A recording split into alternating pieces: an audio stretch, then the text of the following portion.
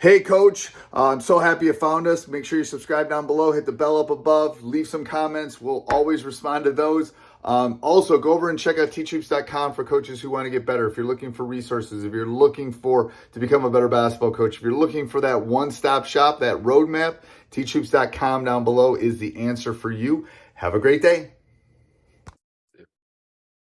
Cool. Hello, coaches. Welcome to another episode of Coaching Youth Hoops. Today, we have a very special guest with us. She is St. Mary's, just got done playing at St. Mary's College in Moraga, California. But before we get into all of that, and before I even say her name, here's what I would suggest, coaches. I am going to read her amazing accomplishments. If there is a GOAT, she is definitely the GOAT of women's basketball. And so you guys go grab a cup of coffee, come back. We're going to do a little pause here because her resume of accomplishments is amazing. It's huge, it's long, and I do not want to skip anything. And she's going to blush and she's going to say, "Why did you do that, Coach?" But you are an inspiration, I think, to a lot of players and a lot of young ladies who are up and coming and who these coaches that we're speaking to right now are coaching. So, all right. So we have Tacey Wyden. She, like I said, she is just graduated from St. Mary's College in the little town of Moraga, California. Tacey, welcome to the show. Appreciate you coming on today. Thank you so much for having me. Absolutely. This was a long time coming. And the reason is her long resume of stuff she was trying to accomplish before she got onto the podcast. Now she can check this podcast off her bucket list. Is that right, Tacey? Yeah, yep. Right. All right. So correct me on any of these stats. This is absolutely amazing. When I was doing the research on you, kind of digging into your life a little bit. Is that weird? I hope that wasn't weird. But I was like, no. And I'm like, I can't say all of this. It's going to go on forever. And I'm like, you know what? I'm saying it. Let's do this. Okay. So senior year, 14.4 points per game in 32 games, named to all WCC second team. Let's see, St. Mary's and WCC all-time leader in career 3 points. 323, is that the right number? Threes. Yeah, threes. I think I now have over 400. I think so too. Yeah, because I think on the website it was wrong, and then I read someplace else it was over 400. Okay. Yeah. Became the 25th player in program history to surpass 1,000 points. So is this your highlight? This next one, top Sports Center's top 10 for a game winner buzzer beater at Coastal Carolina. Yeah. If you haven't seen that, guys, go research that. Go look that up. You were off balance, hand in your face. You had to get the shot off. We call you the dude. That's what we coined this name. Like, we need it. Every coach needs a dude. Like, I love that. Shot. Is gonna, hey, I need 6 points right now. Give the ball to the dude, right? So you're the dude. The top 3-point shooter and let's see, one of the top 3-point shooters in NCAA women's basketball history. One of just 13 players all time and 3 active. Yeah, here it is, to make over 400 3-pointers in her career. 42% career 3-point percentage, and which is second in program history, but you're first with over 200 attempts at St. Mary's, which is amazing. Thank you. Yeah, and next is the one of 24 female basketball players elected to participate in the State Farm College Slam 3-point championship. Right? And the first girl ever to compete in that. Okay. What else? We got you're the free throw percentage leader at 87.2% at St. Mary's. And not only can you play basketball, but man, you're smart too. 3.7 with all of that on top of it. Amazing. Thank you so much. Yeah, graduate student at St. Mary's. Sorry, I didn't interrupt you. We're going to continue this because we haven't gotten your high school accolades yet. This is amazing. Okay, so Wooden Citizenship Cup finalist for December for your community work with your team and your fellowship work. I want to ask you what that is and what you guys did here in a second. So that, guys, coaches, that was just her college career. I'm sure I missed a few bullet points on that, but absolutely amazing college career. Now let's go into your high school career, because this is going to come out a bunch of questions about that too. So 2-time Northwest Oregon Conference Player of the Year and 4-time first team all NWOC member. Amazing. You led your high school LaSalle Prep. What was your mascot? The Falcons. The Falcons. Okay, so you led the LaSalle Prep Falcons to 4 straight NWOC championships, and you did not lose a league game in your career. Mm-hmm. That is incredible. You averaged, and speaking of that, that's even better than Aiden Mahaney. He lost, I think, 2 games in his career. So you got one. So, you averaged 21 points per game in high school. See, again, the dude. You eclipsed 2,000 point mark during your final season for a total of 2,097 career points. 2-time state champion, 2015 and 2017. This is going on. I love this. First team all-state tournament team honors, and just tell me to stop. You were the Prep Female Basketball Player of the Year in 2018, and selected as McDonald's All-American or nominee. Selected nominee. No, yeah. Absolutely amazing. Oh, thank you so much. That is such an incredible, just incredible accomplishments for your baskumbasketball career. That is just. No, I really appreciate it. So we're gonna do this 10 years from now. We're gonna come back, and then I'm gonna expect running for president, whatever else is gonna be like all this. I can't wait to hear your post education life and what's going on. So again, welcome to the podcast, coaches. Again, settle in. We're gonna hear from the GOAT at St. Mary's. And it's not Aiden Mahaney, not named Aiden Mahaney, right? So we're going to start off. What did I miss? No, nobody has ever really read off all those accomplishments, so I kind of was surprised myself. No, I'm sure you don't think about it when you're doing it. You just do it. Put the little ball in the hoop, and it falls more often than it does for other people, right? Exactly. So, well, hey, so let's start. Let's start when you were a young girl, and I also read that your mom was your grade school coach and high school coach. Mm-hmm. Is that right? Yeah. Now there's an opening at St. Mary's. Maybe she can coach your sister in college next, huh? Oh, I don't know. Well, that's the other thing.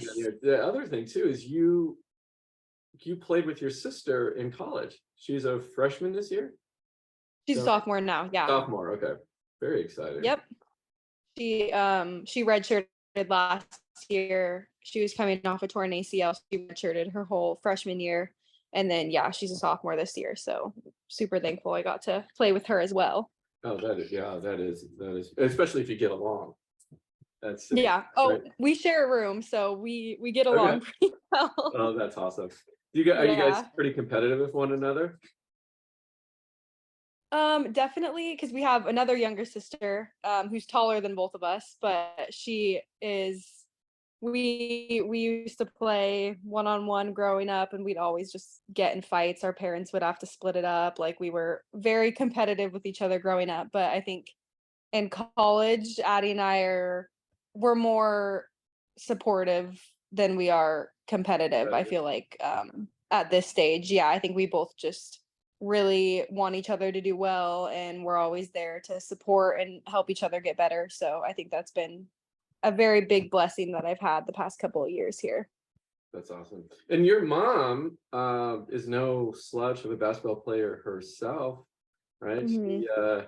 I read she had 47 points in a game at one point. Yeah, she's crazy. She holds the record for the best 3-point percentage in a single season at 43%. What was your 3-point? Do you remember what your 3-point percentage was in high school? She's got. I don't remember what 42 in college, right? Yeah, I don't remember what it was in high school. I want to say around 40%. I don't think it was higher than 42 or 43 that I can remember. It's amazing in the 40s. Wow. And your dad was a football player and Mhm. played a little bit at over at Lewis and Clark up in Oregon. Yes. Great school. Yep. Yep. We're a sports I family. would say. Yep. It's Jeez. always been something that we've done. So we've definitely lived that lifestyle for sure.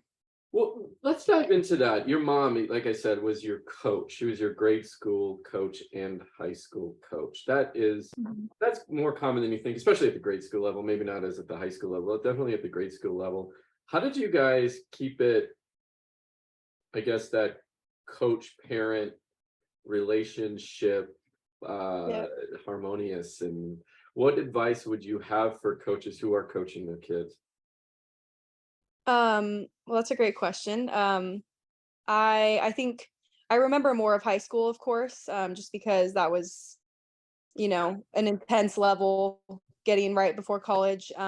So I really did have to work a lot, and my mom was really there to push me, and like she helped me get all those hours in, all those repetitions in my shot to get ready for college. And so I think that, I love my mom. We have a great relationship. But it was hard. It was kind of hard to balance that in high school, like a mom coach relationship. Hmm. Because outside off the court, after practice, I kind of wanted it to be more like, all right, you're done being my coach for the night. Let's just be mom and daughter. And my mom, she's so passionate about basketball, but that's one of the greatest things about her is that she knew how to push us three to get where we wanted to be. And I don't think like I would not be where I am today without her just because I wouldn't know what it takes and she knew what it took to get to that college level. And so I kind of needed her there pushing me in high school. And although it was hard multiple times and I just was like, oh, I just wish that sometimes you could just be my mom. But in the end, like looking back, I am just extremely grateful for just the things that she taught me. And it is bigger than basketball. Like she was my coach, but she taught me so many things outside of basketball that I'm going to take forever in my life. So, And wouldn't you say that's true for even just take the mom factor out of that? Isn't that what a coach's job is? And I yes, always feel like you don't appreciate your coach until you're, until in you're your done. Yep. 20s, right? Somebody that Yep. pushed you, and then all of a sudden the light bulb goes on when you're, I don't know, maybe applying for a job or working at your first job, and Yep. it gets difficult, or your boss is angry with you, or whatever it might be, right? Yeah, Like okay, now I understand what that coach was trying to teach.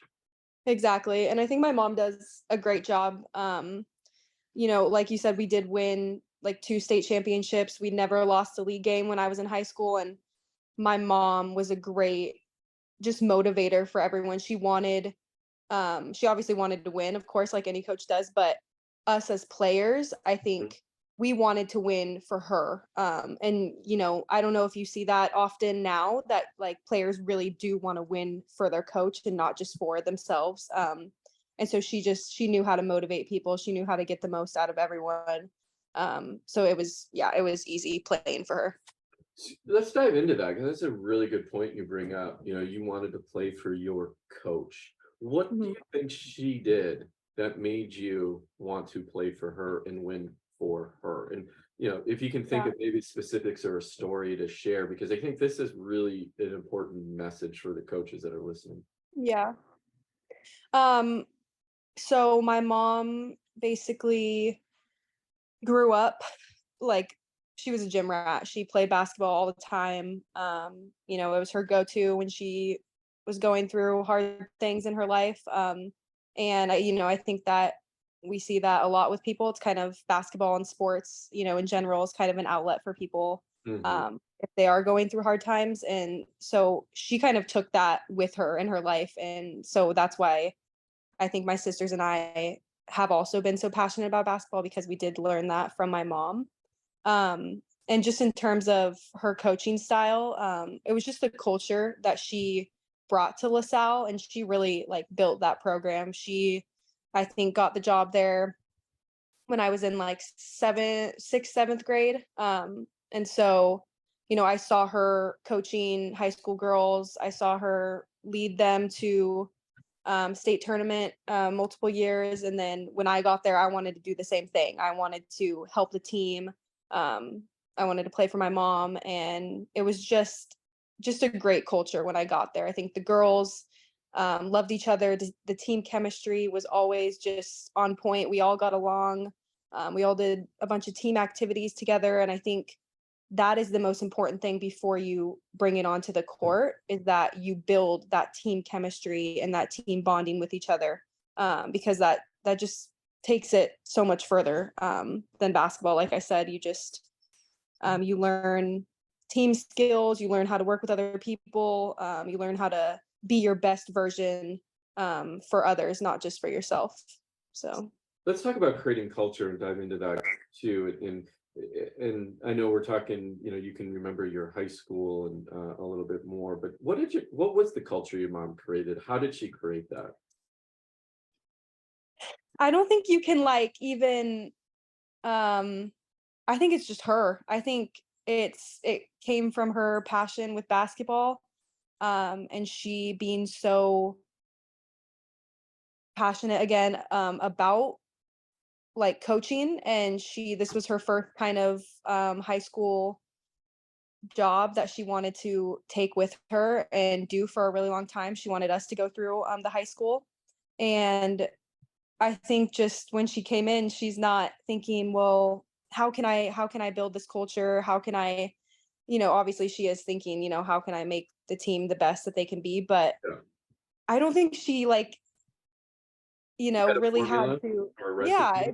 it's not really a formula, if you're dedicated and committed to building your team, and you do have to have like players who are dedicated and want to get better, and but I also think that you can just, I don't know, it's a hard question. I obviously don't have all the skills and knowledge to do that because I'm not a coach, but seeing it from my mom, and kind of what she did and what she's been through, I think she just wanted the best for everyone, and she made sure of that we all knew that, and she had girls who were really willing to work for her, That's awesome. and be their best.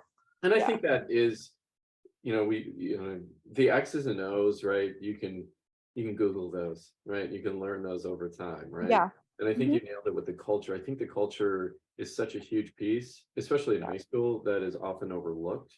Yeah. And you, if you don't have a winning culture, you're not going to have a winning team. I don't care if you have Exactly. 5 dudes on the team; it's going to be hard for you guys to get 2 state championships, right? Exactly. Yep. Uh, s- uh, so next to the culture, right? Again, remember we're talking to coaches here, right? So it's the passion that comes through, right? And kids get excited if you're excited and you're showing up to the gym excited. Okay, so let's talk about practice. Practice is Mhm. always one of those things. Everybody thinks, oh, you get better in the games. Oh, they got to play more games because that's the way they get better. Would you agree or disagree with that statement? Can you repeat that last part? Sorry, you Sure, cut yeah. out. Is practice or the games where you get better? I mean, I I think it starts in practice. Mhm. Um, I think games are where you gain that experience and confidence, but it does, like, you do that in practice too. It starts with practice. That's what you're doing to work up to games. So when you get in those games, you can be your best and you can be confident and you feel prepared. Yeah, Um, I would give the example of like, if you do want to be a good shooter or another, like any skill that you really want to focus on, you're going to get in the gym and you're going to practice that skill over and over again until you feel prepared and confident enough to do it in a game. So I would definitely say that, practice is where it starts. mhm. Diff uh, so as a player, right? I was a player too. We like certain things in practice and we hate certain things in practice as Mhm. well. As a so let's start at the youth level. So I'm talking third grade to eighth grade, and then we'll go up to the Mhm. high school level. In your opinion, And maybe you can just answer it from your perspective, what you think worked for you. We just read through your long list. That didn't start in high school. That probably started Yeah. before that. So what should coaches focus on out of practice? In your Out of practice, or like focus on what they're doing in practice. Yeah. Um, So 3rd through 8th grade, you can break that Yep. down if you want to say 3rd through 5th, and then 5th through 8th is something else. yeah. Um, in my perspective, I think I train a couple kids on the side right now, Okay. just in basketball and Yeah. younger kids. And so really what I focus on with them, and of course I'm not a coach, I'm not, Yeah. all this, but and what I think from what I can remember that I was doing in those years is I was really just focusing on the basic skills and how to get better at those type of things, like ball handling with your eyes up, form shooting. My parents actually helped me a lot with this. I still do this before I get in or when I the first thing I get in the gym. I do form shots. I do we would sit there and do 100 at each spot. We would have 3 spots, and I would just stand right at the front of the rim, and I would just practice my form over and over again each day. And you said you did And 100 at each spot, so 300 total. yeah, even more than that some days. Yeah. We would literally just One-handed, rep. two-handed, both. Yeah, just Yeah, two-handed, just two-handed. regular, Yeah, just regular form. practicing Yeah, your exact form yeah. that you want in practice and games. And so I think it's just, like I said, it's just reps. It's getting comfortable with dribbling with your eyes up, getting comfortable passing, making great passes, just working on those basic skills of basketball that you're going to need for, however long you want to play the game. So I would definitely focus on those rather than focusing on like scrimmaging up and down, playing one-on-one. I think that those are great, and you can do that every once in a while. But if a kid is not comfortable dribbling with their eyes up, how are they going to do that in a one-on-one setting, or how is that going to get them better? Those type of things. So yeah, that's what I would recommend. And what about high school? Now we're into high High school, right? school, so my mom's practices, we would start every practice with, they're called daily handles. We would do ball handling for a good 20 minutes, Oh, wow. whether it was stationary or full court ball handling.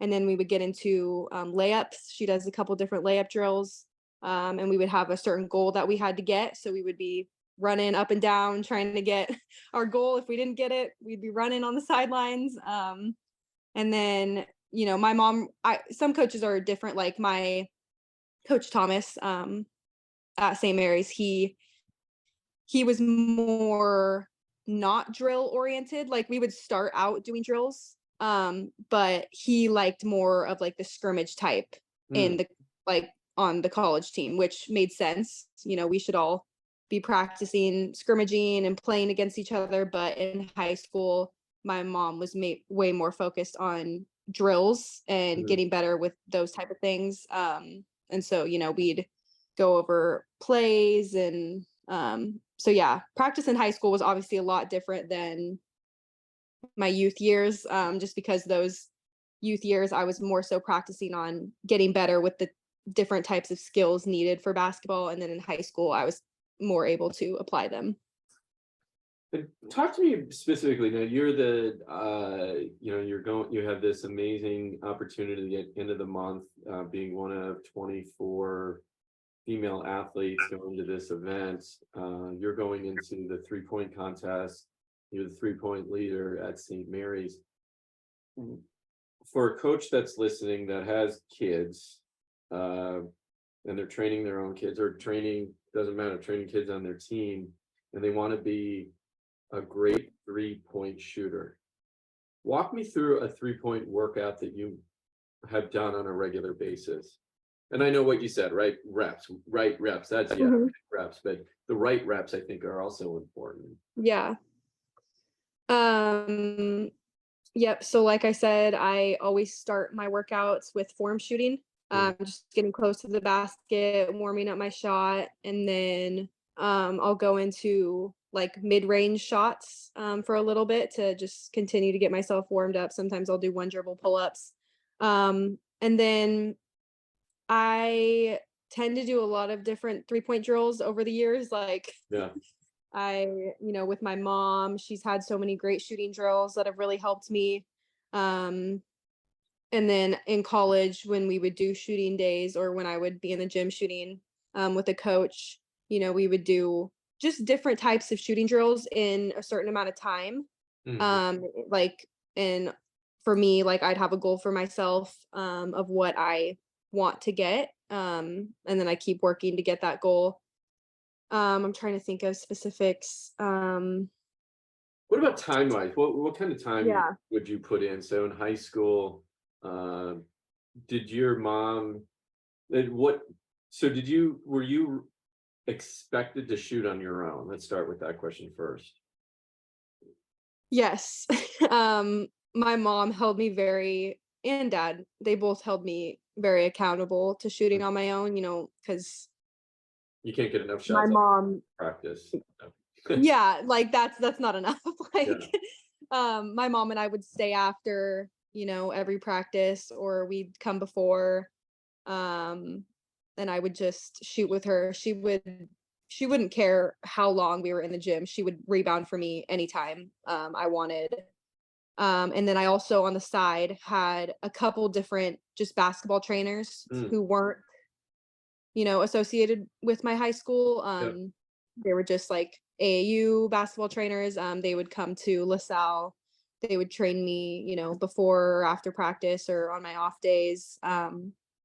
Just working on things, not even like in those trainings, I wouldn't even shoot threes sometimes. Like I would just work on all the other things that I want to get better at.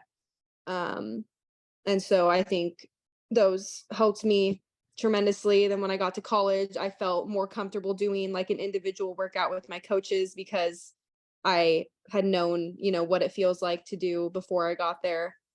Um, and so I think that helps a lot too. It's not just working always on what you're great at. Like you want to be constantly working on things that you want to get better at too. Yeah, absolutely.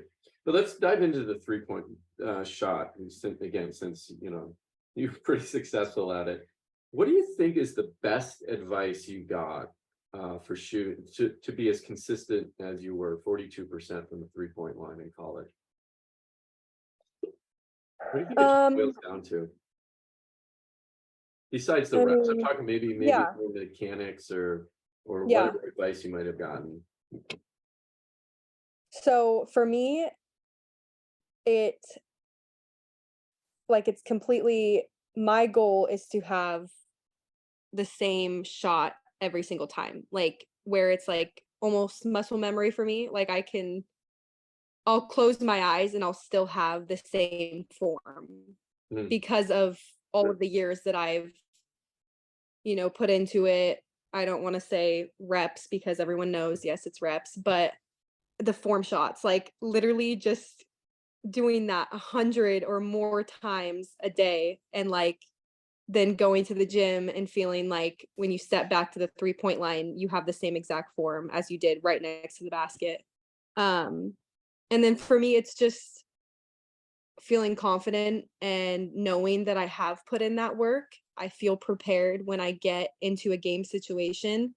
And also, it helps when my coaches and my teammates have that trust in me and they're like, yeah. dude, if you miss 5 shots, like we want you to take the sixth one.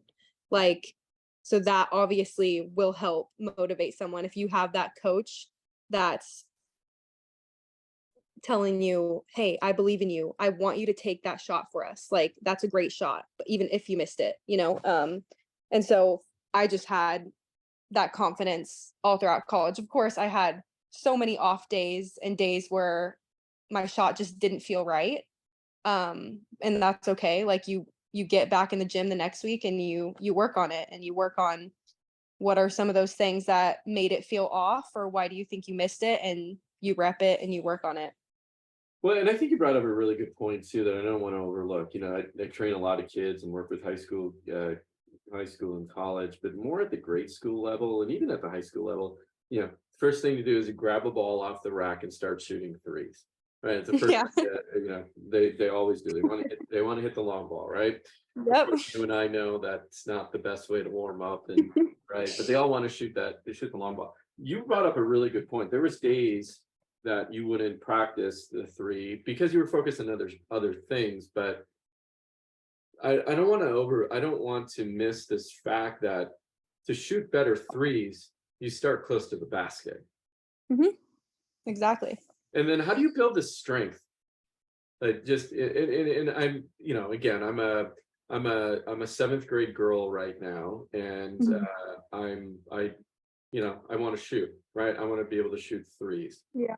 I'm not going to the gym. I don't have access to trainers and such. What Yep. would you suggest? Um,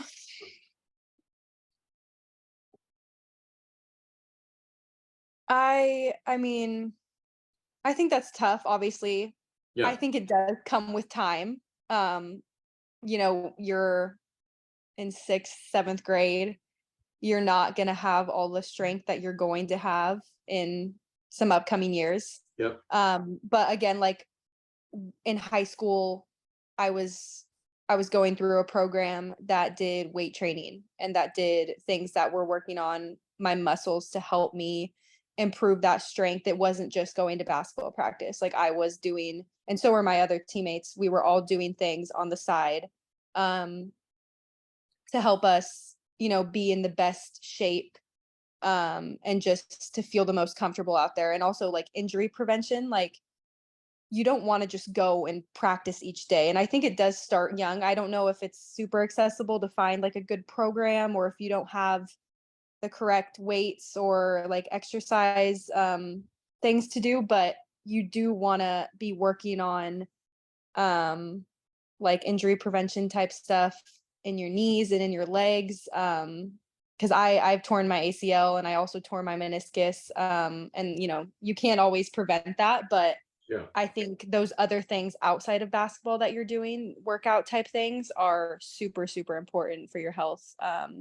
And we did that in college too. We were lifting 3 times a week Mm. um, for that same purpose. So that also, back to your question, helps build strength over time. And someone could do plyometrics, right? Their own body weight. Yeah. They don't have Yeah. something like that. I think that's important too. Yeah, Yeah.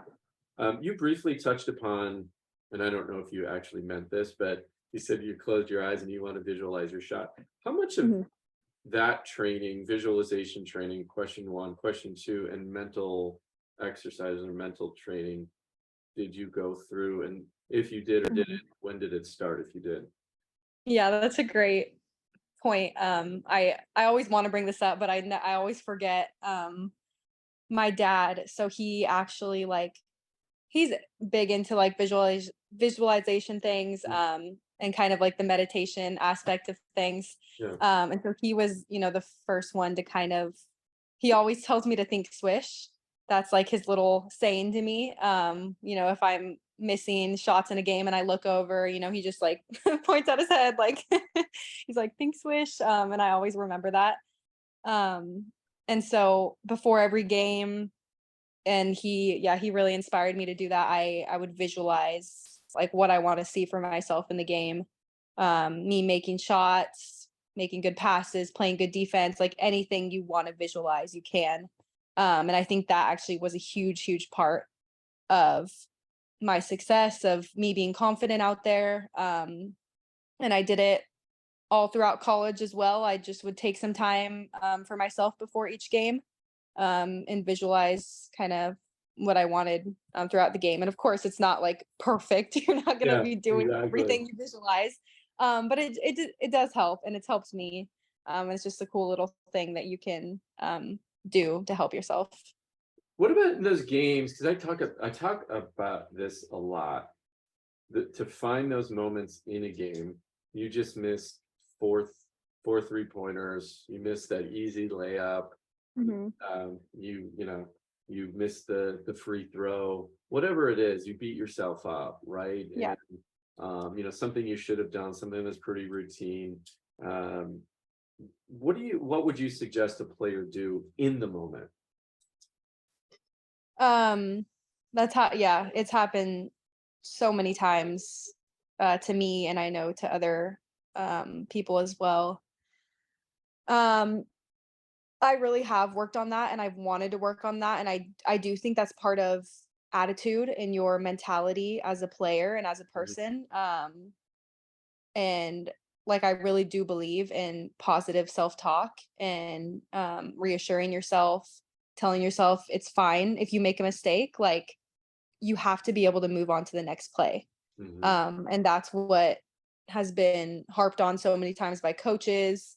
I've always believed in that because that's always what my mom has told me. Like in a game, like in high school, I would mess up and I would, have a bad attitude about it. And my mom would just scream, like, move on to the next play. Like, you have no time to think about that in a game. Like, stop. And that's also just like, stop thinking about yourself. It's about the team. Yeah. If you make a mistake, if you miss an easy shot, like, yeah, you should have made it, but you have like, there's no time to think about that. You'll make the next one. You have to kind of keep telling yourself that. And it's something that you need to work on. Like, that's not that type of mentality is not going to happen, and I still have struggled with it this past year. But if you do take the time outside of basketball to think about it, like just move on to the next play. It's fine if you make a mistake, like it'll make it easier for yourself in the game. Yeah, yeah, yeah. No, that's really important. That's great advice. Are there any? Your dad used to say, "Think swish," but are there any of those little catchphrases that still stick with you? um that was like the big one that he still says. Yeah, um I'm gonna steal that. yeah, that's the main one that I can little catchphrase that I can think of right now. Yep. Yeah. One of the proudest moments I always have is right now I'm doing a 3-on-3 league for girls in Moraga, and I have a lot of my players that I've trained or coached, and Hmm. they're coaching the young ones. So when you never know if they're actually hearing what you have to say. Yeah. When they're repeating the same stuff to the young players, it just makes me smile. Like, oh, people Oh, hear that, right? They did, the little sayings, little catchphrases that I have, or the way I might teach something. yes. I heard someone the other day, I was talking about the ABCs, is you always be cutting and screening. Like if you don't know what Yep. to do, either cut or screen, right? Yep. Just to Yep. keep moving. And I heard someone yell out, ABCs, ABCs. I'm like, oh my God, Oh, that's the, that's the best feeling that's the though. best feeling in the world. It really is. You don't know if they, like I said, you don't know if they're ever listening to you. Okay, Yeah. so what's next for you? You're graduated now. Now what? Hmm. You gonna continue? Are you continuing to play? Are you done? What's the next chapter in your life? Um, Coach? so I think I'm gonna be done with basketball. I've taken some time to think about it. Yep. I think I'm ready. I really couldn't have asked for a better just basketball career. Like I Amazing. not even the accomplishments, but just like the people that I've met and the experiences and memories that I will have forever. I really, really am just thankful for what basketball has brought me the past like 19 years, and the people I've met through it. So I think I really am I'm ready kind of to be done in this moment. If, Mhm. in 2 months I feel like maybe I want to play again or something. I can look into that, maybe playing overseas. Um, Quite a few of my friends have done that. Yeah. So I'm not gonna like close any doors, but at the moment right now, I'm kind of at peace with um, not playing basketball anymore. And then, my family is from Oregon, so I think after I graduate in June with my school at St. Mary's, Mhm. I'm probably going to go back home to Oregon for a bit to just see my family that I haven't been able to see for That's really great. couple years now, Yeah. and spend some time with them. So that's kind of my plans right now. Okay, and here's one you're gonna think about. If you could relive one basketball moment, what would that moment be? You have so many, so you have lots Like of choose from, many. but one. Um, I ugh, one. Oh my gosh. One of the coolest things ever was that last year, at Coastal Carolina, the last second shot. Like those are the best Yeah. feelings. Like any basketball player will say this. Like hitting a last second shot, like for the win, is like one of the best feelings ever. But I don't know. Also, we won the WBI championship last year. We ended our season on a win. And that was one of the best feelings. And then state championships in high school, even though those were a few years ago. It's just, I don't know, basketball has so many, just makes you feel good when Yeah. you do good. So yeah. What do you think the biggest lesson, not basketball lesson, but life lesson or lessons, maybe you have a couple, that you will take away, that you learned because you played basketball? Mhm. Um, I feel like basketball has taught me a lot of patience, and I really do. Coming into my college freshman year, I feel like I was a completely different person than who I am now, in terms of just I feel like I'm very like I'm a lot I'm a lot more confident. I'll say that. That's a different thing than patience, but Definitely. I don't know, there's so many things that it really has taught me, especially through college. Um, but I will just go back on my point to patience. I feel like I've had quite a few different roles at St. Mary's in terms of like on the court things. Like when I was a freshman, obviously I wanted to do everything my teammates wanted me to do. I wanted to make sure I was my best and that I was always listening for the older girls and all that. And then kind of going into my sophomore year, I had to make a jump because we did lose quite a few seniors. And I kind of had to make that jump to more of a leader on my team. And ever since then, I felt like my leadership has grown each year, and being patient and trying to understand what other people are going through or why they do the things that they do. Um, it just like I'm obviously not perfect at it, but I think about it and I'm very conscious of it now. And I want to be the best like leader I can be for my teammates.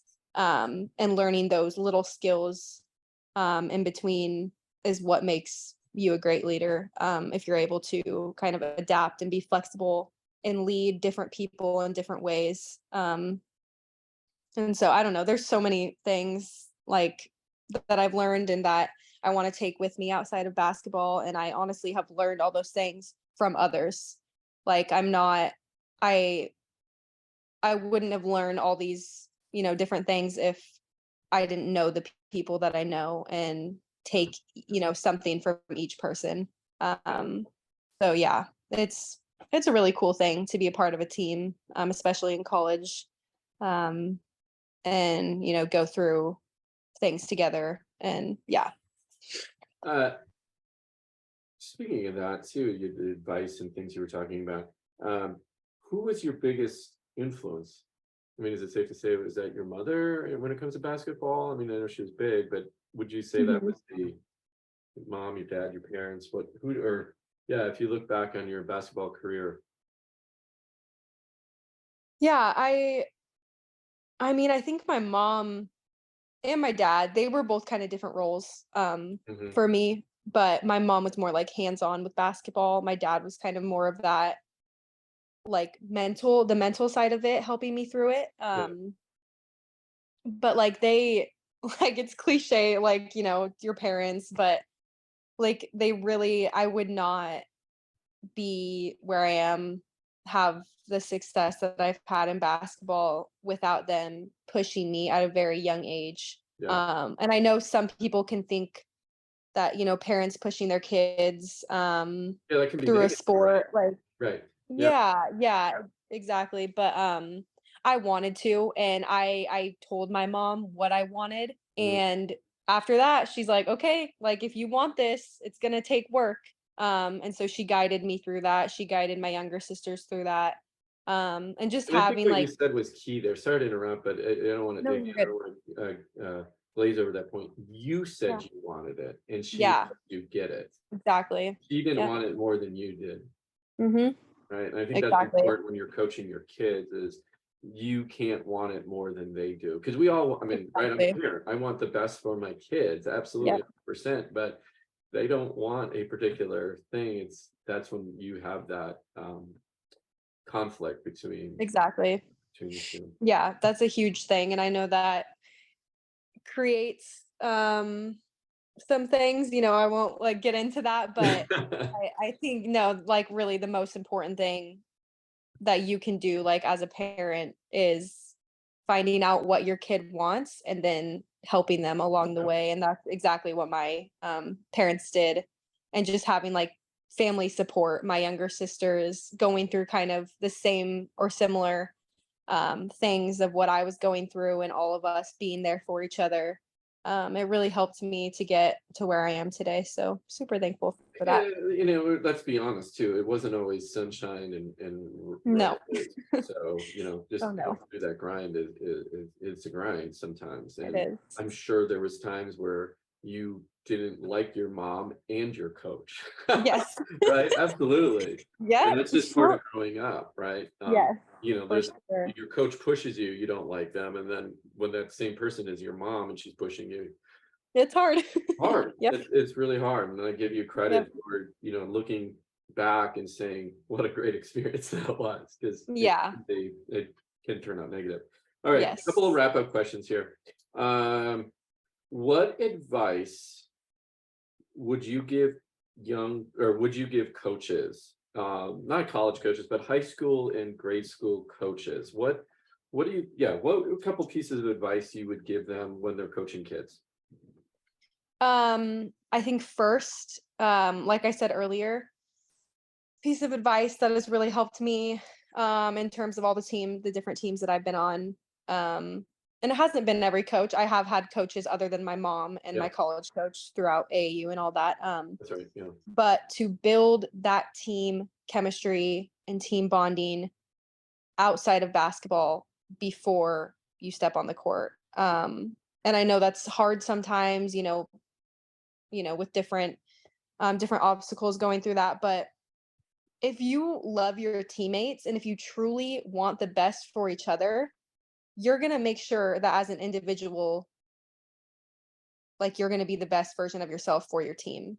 And coaches have a big influence on that, um, in order to build that culture chemistry that they want. And it really does lead onto the court. And that doesn't always mean you're going to win every game because you have great team chemistry. Right. Like, Right. no, it doesn't mean Yeah. that, because like, in at St. Mary's, I I think that we've always had great team chemistry. We want to hang out with each other off the court, even though we're together like hours upon hours each day. But we really like each other off the court too. That's awesome. And we didn't win every game. Like we struggled here and there, but um, you could tell on the court that we wanted the best for each other, and that's the most important. That's the best feeling. Is when your teammates support you and want the best for you. And it's not always a competition. Like when you in practice, of course, be competitive, but when you step on that court for game days, you're going to do what you can for your team. Um, and then also just learning how to, I think, motivate your players. Hmm.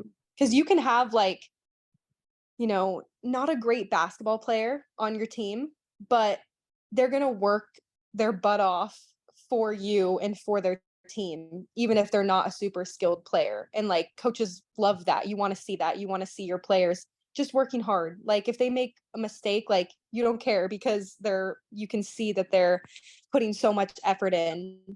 And I think that does come, of course it's going to be based on person to person if they're hard workers or not. But I think as a coach, you do have that influence on younger kids to motivate them, and to get the best out of each person. So those are a couple things I would say. No, that's great, and that's great advice. And it's really interesting too that the advice you have was not basketball advice, really, right? Yeah. About chemistry and motivating players, the people side of what we Yeah. I think you nailed it with that. Okay, right now there's a coach or a little girl who might be listening. She wants to break your 3-point record at St. Mary's. You totally motivated her. What advice do you have for her? She's grade school right now. Just keep working. If you have a goal and you see it for yourself, you're going to want to do everything it takes to get there. And going into, this is more of the basketball side. It's going to take a lot of work, but you also want people around you who support you. You can't do it all on your own. Like it really is. It takes a lot of people to make sure that you get where you want to go. And so I think just putting in the work as needed, figure out what you want to do each day, and then take those steps each day to get there, whether it's reps in the gym, form shots. I would highly recommend form shots. I talked about that a lot. Yeah. But form shots are really like the greatest thing. I start every workout with my kids that I train, just doing form shots and getting reps up. So yep, it's a lot of work, but it is like 100%. You can do whatever you want to do if you have a goal and you want to get there. So. And I'm curious, very last question, I promise I can talk to you forever about this stuff. You're looking back now on, again, you were in grade school and you're looking at yourself now. Did you ever envision you'd be in the spot you were or are in your accomplishments? Did you ever? Oh, no. I mean, I don't even I didn't even know anything. Like my mom, again, I'm going back to my mom, but I never watched basketball growing up. I don't know. I was Interesting.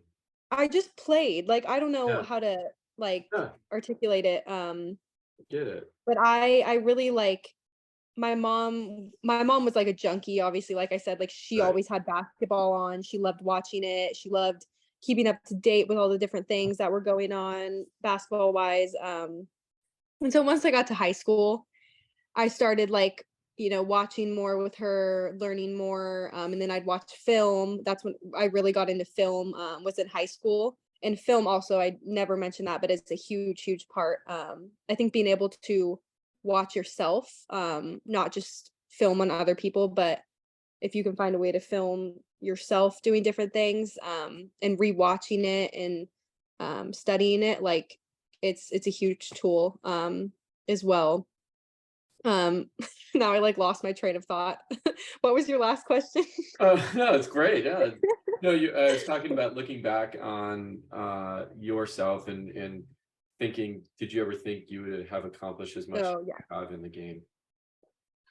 Yeah, I mean, I didn't. Even in high school, I didn't even know.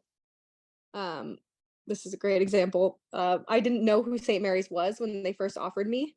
I had to look into it. I obviously found out who they were, and then I went on my official visit and just loved it. But I didn't know where Moraga was. I never had watched them play, and then once I was offered, super thankful. The coaches were amazing to me. They stuck with me after I tore my ACL, which a lot of coaches did not, unfortunately, but also fortunately for me because it led me to St. Mary's. And I couldn't imagine my place or myself at any other place. just because of all the amazing people that I've met and experiences that this has brought me. So, yeah. Yeah. Oh, well, thank you so much, Casey, for your time. It was absolutely amazing. I'm so proud of your accomplishments, and you've done so much already. And I think the life lessons you're taking away from what you learned will serve you so well moving forward. And I look forward to seeing what that next chapter looks like for you. And maybe we can have you back on, I don't know, maybe it'll be coaching at North Carolina or something someday, or like I said, leading a corporation or the United States. So you're amazing. Keep up the great work. Appreciate your time. Coaches, thank you for listening. If you have any questions for Tacey, just reach out to me, and if you don't mind, I'll forward any questions that someone might have. But again, let's keep in touch. I appreciate your time. Thank you. Thank you so much, Bill. I really, really appreciate it.